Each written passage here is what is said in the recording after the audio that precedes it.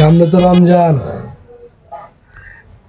রোজদারি মুখোশধারী পরা কিছু বেরোজগারি লোকেরা যারা আশেপাশে দোকান খোঁজে চা খাওয়ার জন্য, সিগারেট খাওয়ার জন্য।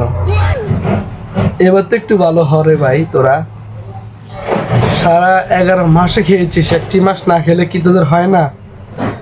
আল্লাহর দরবারে আসো, নামাজ কালাম পড়ো। আর কত দিনটা না খেয়ে সিগারেট খোর যারা, তারা রাত্রে খাও এবং একটি মাস কষ্ট করো আল্লাহর দরবারে। আর দোকানে গিয়ে উকিঝুঁকি মারিস না, দোকান খোলা থাকবে কিনা দেখবি, এবং কি চা খেতে যাবি, পান খেতে যাবি, সিগারেট খেতে যাবি। এমন কি হয় এই খানাটুকুতে রোজা রোজা ভেঙে ফেলিস? কি দরকার, কি প্রয়োজন?